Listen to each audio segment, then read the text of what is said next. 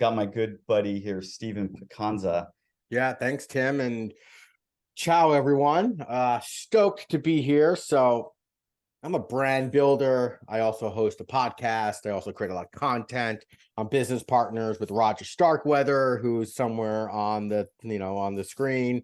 We run a brand consultancy, and throughout my whole career, it's been helping organizations, entrepreneurs, and founders zag when everyone else is zigging, right? To really help to bring differentiation into your message, into the offer that you provide, and then really just help to build that brand strategy. And when I say brand strategy, what do I mean? I mean the long-term plan that you are going to put in place so you can differentiate from your competitors and always position yourself to win. And it's not something that's one and done, whether it's a personal brand, corporate brand, startup, nonprofit, whatever it is. It's got to be looked at always, right? It's almost like getting an oil change. You want to go in there, make sure your fluids are optimized, make sure your air pressure is good. The same in the branding world. We always got to kind of like take an introspective look inside to make sure that we know who our customers are and our messaging is in tone deaf to what's happening in culture or in society. And so these are all the things that I love and I do. I've also had the privilege to work on some amazing brand campaigns that you probably have heard of. Recently, I just launched the Dude Wipes campaign, which is best clean pants down, where I worked with an agency. I've worked recently on Holland America and a couple ad council spots. The new Buzz Driving is Drunk Driving. I helped with that as well. So I just love to help find creative threads that can just bring brands to life. And so really stoked to be here to talk about this idea of personal branding, which isn't necessarily new, but I think it's finding a whole new set of momentum post-COVID, right? Everyone, I think, realizes that there are no guarantees in life except for the bets that we place on ourselves. And this is where the idea of personal branding comes in.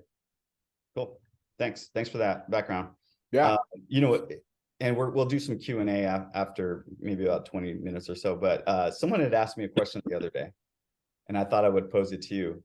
They said, "So what is a brand?" And I almost spit my coffee out. I was like, join next week's call at 7:30. You'll get your answer.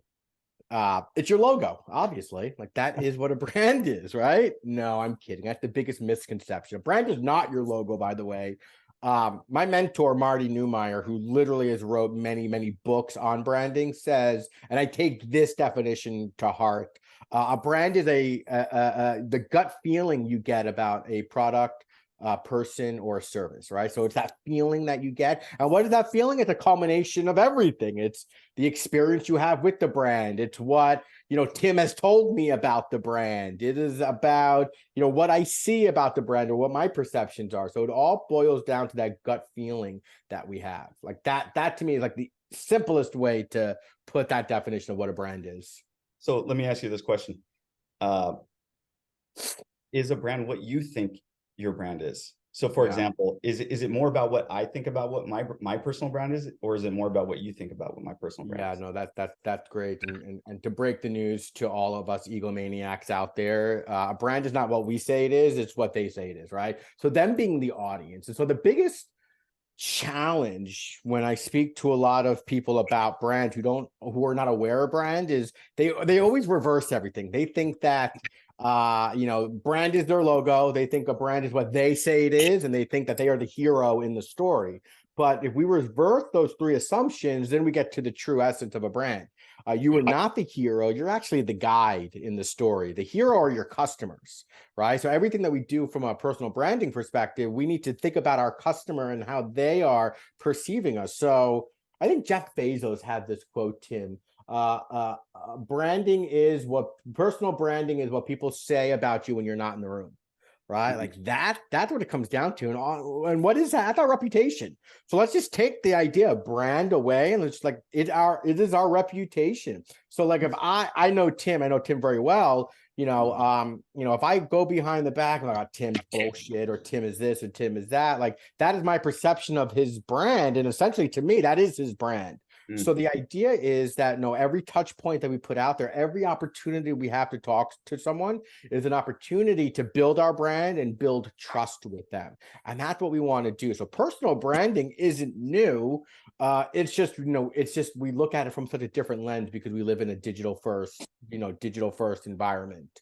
But Yeah. to hit on what Tim said again, branding is not what we say it is. It is what they say it is. And no matter if you are a brand of one or, you have 10,000 employees, that's never going to change. We need to be not just customer focused. We need to be obsessed with our customers. We need to talk to our customers. We need to really get into the zeitgeist of what they're saying and their psyche so we can create better product, better messaging, better creative, so we can do everything we can to serve them.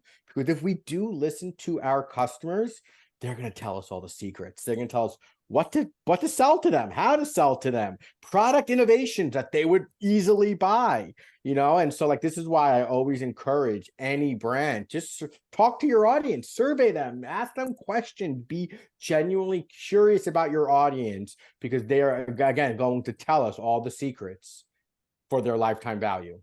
So I have two questions here. One is, why don't you think we send out enough surveys? I think that there are a lot of, I think, it's the same reason why, the age-old analogy of men don't ask for directions, right? Because we think we know it all. We think we know how to get from point A to point B. And does our ego get in the way? Perhaps. Or are we being uber sensitive and trying to say, oh, well, our customers, we don't want to ask them again what they think, because then they're not going to, they're going to be upset with us, and they're not going to, they're going to unsubscribe from our list, or they're not going to want to buy from us because we're asking too much of them. When actually it is the complete opposite. Like, do something, maybe incentivize them. Tim had mentioned, should have brought a Starbucks gift card. I worked with an e-commerce brand, and we did this on the bottom of every email. Hey, once a week, we're giving away a $50 gift card. Take our survey. It's going to be random, but we want to hear from you. We want to solicit feedback. And so I think that there's just a lot of organizations they don't put enough emphasis on it, or they think that, oh, well, we did a survey, last year, and this is what they said. Well, last year customers were in a very different mindset than we are now. Last year we were not going into an election year. Last year we were not in the middle of a high inflation, or we were just creeping up to. Last year we were still coming out of COVID. Now everything has changed so drastically. So I think it was Zeno of Citium. I'm a philosophy geek. He says we all have two ears and one mouth for a reason. Act accordingly. So translate that to brand, right? Brands should have two ears and one mouth also. So instead of just always talking to your audience, get that feedback back. Just ask for it. Make it so simple. Make it frictionless, and they will reward you with great insights to move your business along. I love that. That is gold. I see it every day where professional businesses, they don't want to send out the survey just out of sheer fear. Even if they sold some massive engagement and they led the client to some successful result, they still don't ask, because they're like, well, what if the client, wants their money back, and they're just terrified, which is not the case. It's really the case. I want to turn the corner here and get into some of this personal brand. So I hear a lot that business owners particularly are confused as to whether they should just focus on the brand of the business or build out their own personal brand, and how to separate the two, or if it's even relative, right? So some folks say, well, hey, it's just my business, and I'm just going to put all my time, effort, and energy into building the brand of the business. And as far as I'm concerned, even though I may be the business owner, I'm going to take a back seat. What do you say to that? That's a huge missed opportunity, and B2C, B2B, it really doesn't fucking matter, right? We're people, so it's really P2P, right? It's human, and humans want to connect with other humans, and that's why, you look at a brand like Richard Branson, his followers on LinkedIn are probably 3, 4, 5x of what Virgin is. and that's a personal brand. And you can look at a lot of, big entrepreneurs in the same vein where their personal brand has more of a following in some cases than their corporate brand. And it's so relevant, Tim. I was working with an agency owner and an agency founder who their agency, the creative agency, has seen incredible success. Work with some top brands, Screwball, Crocs, Lip, like they work on fucking awesome shit, but his personal brand was lacking. But he realized, and is so smart, and this is exactly what we're getting at, that the key to building a pipeline is not the agency to post on LinkedIn or the agency to do marketing. It's only going to go so far. It's him being that subject matter expert. It's him always promoting or always talking about the value or giving behind the scenes. So like business owners who are not putting the emphasis on their personal brand are missing a huge channel opportunity to continue to grow, because your business isn't a human being. So it's only going to go so far. Right. So like your business page on LinkedIn or your website, it's only going to take you so far.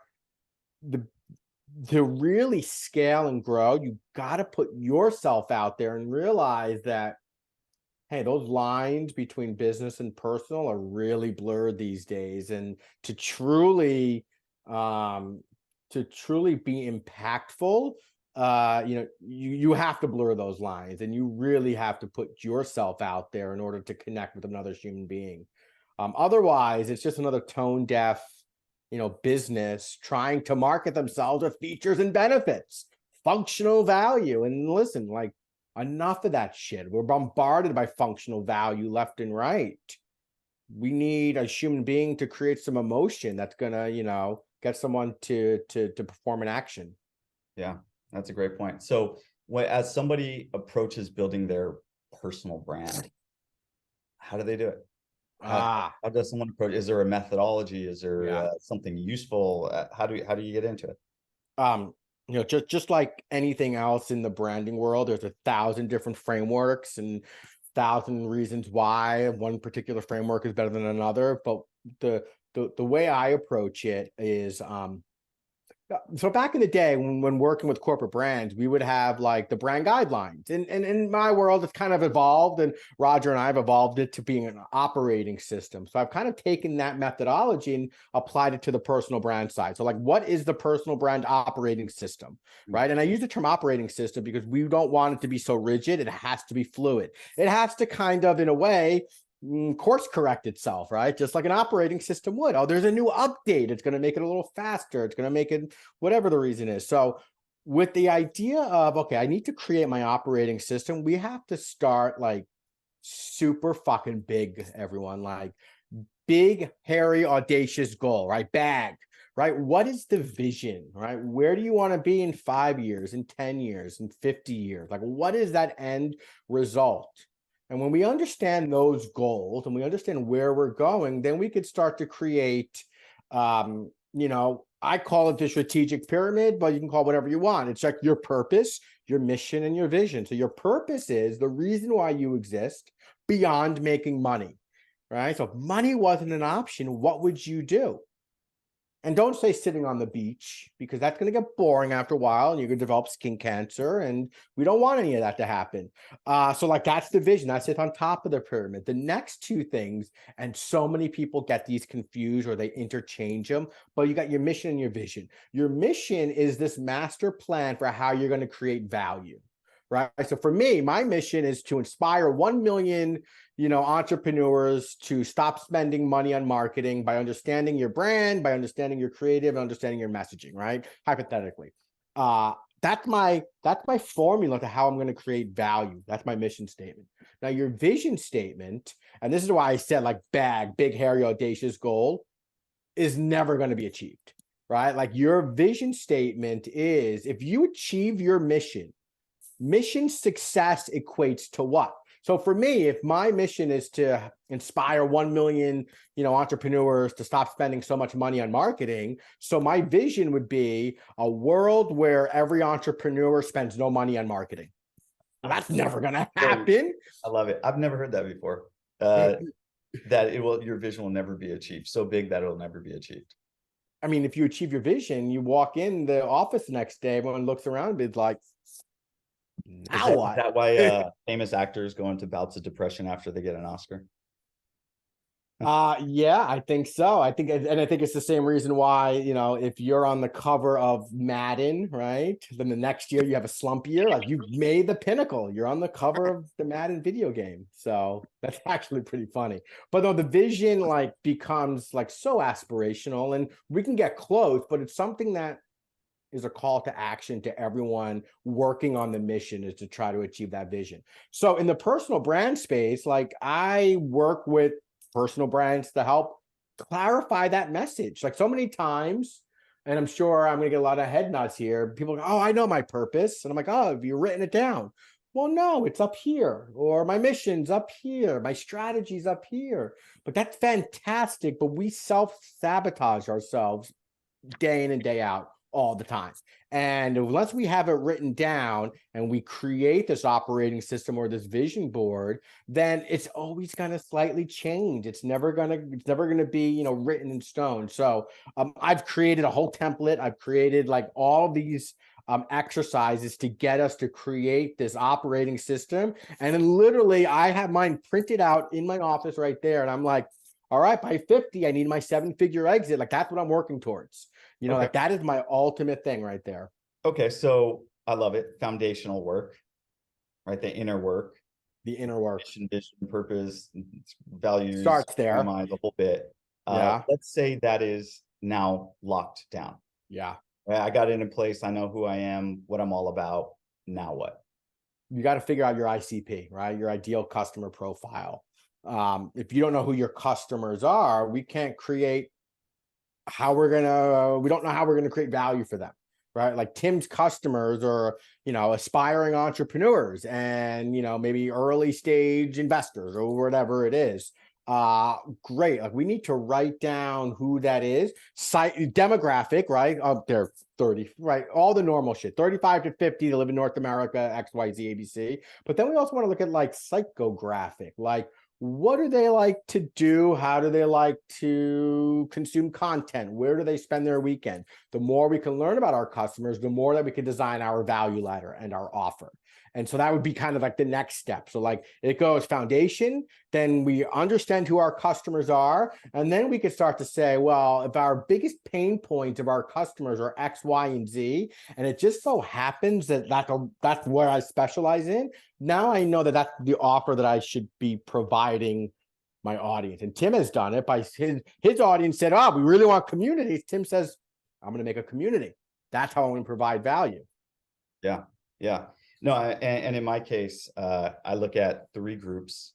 What I've done is I've taken business as the big pie, and I say, well, you have the early stage folks, you have the mid stage folks that are trying to grow, then you have the late stage folks that are trying to exit. There's a different value proposition for each person, then trying to communicate that value. That's the rabbit hole that I've been going down for almost 20 years, and trying to wear different hats. And my personal brand, I will say this, is that my personal brand is almost tied to the mission and the vision of I'm here to support entrepreneurs on their growth, regardless of their stage. Yeah. Right.